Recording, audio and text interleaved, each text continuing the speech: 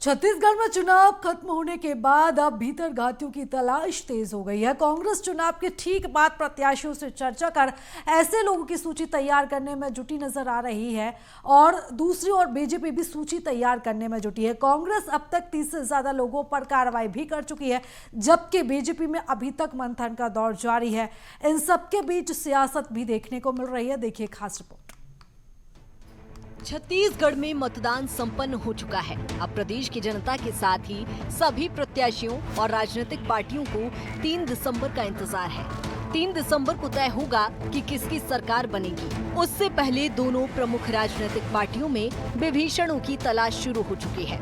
एक तरफ जहां कांग्रेस में कार्रवाई का दौर देखने को मिल रहा है, तो वहीं दूसरी ओर बीजेपी तलाश में जुटी हुई है।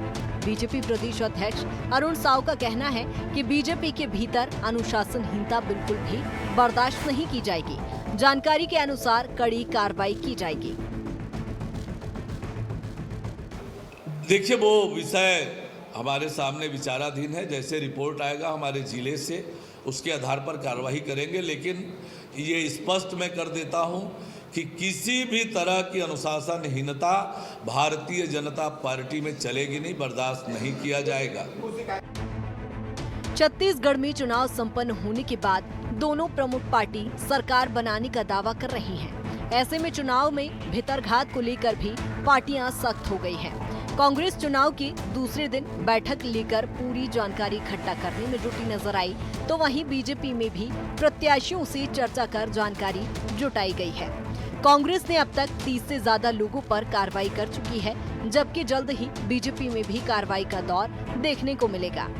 बीजेपी द्वारा अभी तक किसी तरह के ठोस कदम नहीं उठाए जाने पर कैबिनेट मंत्री कवासी लखमा ने तंज कसा है। उन्होंने कहा कि बीजेपी कार्रवाई करने से डर रही है, उनके पास हिम्मत ही नहीं है।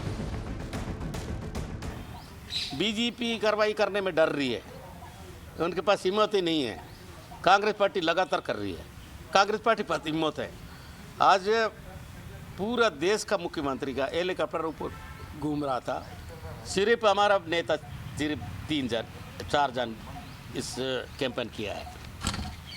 खड़गे जी, राहुल गांधी जी, प्रियंका गांधी जी और भूपेश बघेल। 3 दिसंबर का इंतजार और उसके बीच भितरघातियों के द्वारा प्रत्याशियों के विरोध में किए गए कार्य की चिंता राजनीतिक दल को सता रही है। क्या भितरघात करने वाले चुनावी समीकरणों को प्रभावित कर पाएंगे?